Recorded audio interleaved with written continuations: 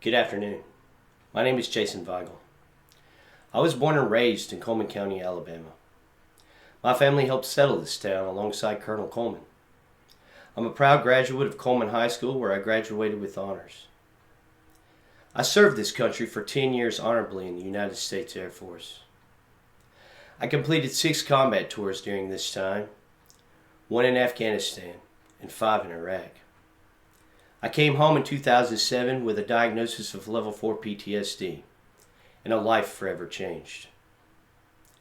The VA handed me bottles of pills, 1,000-count bottles of Xanax, 1,000-count bottles of Lortabs, 1,000-count bottles of Percocets. And every time I took them, I fell apart. Jail, chaos, destruction. That was the government's idea of treatment. In 2008, I tried cannabis for the first time.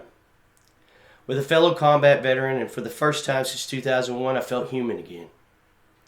But shortly after that, my friend was arrested for cannabis possession. Facing the loss of his job, benefits, and future, he made an unbearable choice no veteran should ever feel forced to make. He took his own life. He did this so his life insurance policy would take care of his wife and kids. He died not because of a war, but because of a law, a stigma, and a broken system. Of the 34 men I went to combat with, we unfortunately lost 4 men to enemy fire. But after coming home, we lost 22 to suicide. Only 8 men from my unit are still alive. Let that sink in, and let me say that again. We brought 30 men home, and we've lost 22 of them to suicide.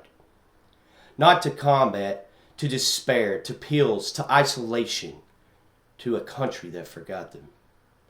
22 veterans commit suicide every day, and 1 in 3 homeless are veterans. This is not just statistics. This is a crisis and a failure of care and leadership. And now here I am, back in Alabama, in a state that has just issued a ban on the very medicine that helped keep me alive. House Bill 445 bans federally legal THC products, Delta 8, Delta 10, and more. Products made legal by the 2018 Farm Bill and sold safely across most of the country. One of the most fake bills ever introduced in the state of Alabama, and it's now a Class C felony. And what's the excuse? They say children had access, and we have a medical marijuana program. Let me be very clear. These products were sold in age-restricted areas of stores, smoke shops, gas stations, right next to alcohol and tobacco.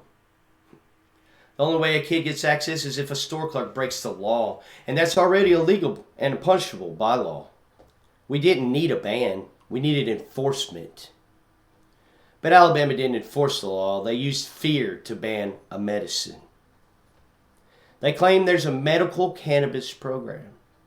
But where is it? No dispensaries, no product, no access. It's been 3 years of legislative gridlock, and still veterans and patients are left with no choice but to go to the streets again and risk fentanyl, arrest, and death. I guess I need to accept the pain and suck it up and try to survive another day so that Alabama Congress and Ivey can figure out how to get rich off of cannabis in the state of Alabama, right? I hold 4 degrees. 2 in computer science, 1 in botany, and 1 in digital marketing. I understand the sciences. I understand the plant. I understand the law. And I know BS when I see it.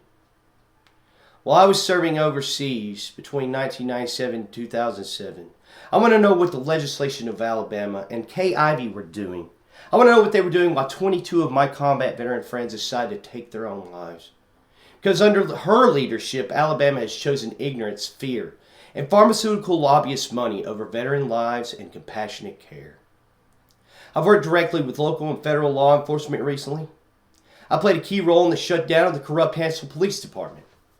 If I can help hold a police department accountable for their actions towards their citizens, I can stand up to Montgomery and Ivey too.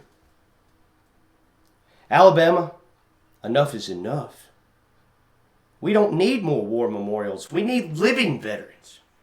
We don't need more bans. We need access to medicine that works. Cannabis is not a crime or a threat. The only threat is to the lawmakers' pockets who want to cash in on the cannabis industry. Veterans are not criminals, but Alabama says veterans are criminals with HB 445. If the people in power won't fight for us, we will replace them with those who will. Maybe more people that are finally fed up with the system will step up to the plate. Even God himself said in Genesis 1:29, "Behold, I have given you every plant yielding seed that is on the face of all the earth, and every tree with seed in its fruit." My name is Jason Weigel, and I will not stop fighting until every veteran, every patient, and every Alabamian has safe, legal access to the medicine that saves lives. Thank you. God bless you and your families. And God bless the United States of America.